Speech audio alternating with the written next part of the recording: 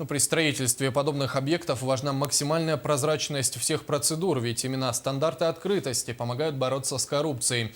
Об этом сегодня заявили члены Совета по противодействию коррупции. В заседании принял участие глава республики Егор Борисов.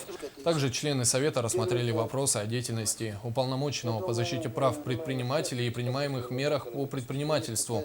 Между тем, Егор Борисов озвучил результаты социологического опроса, и самыми коррумпированными являются госавтоинспекторы, врачи и учителя.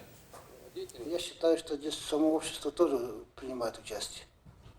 Обычно у нас есть немножко представление о том, что это болезнь только чиновников. Но с другой стороны,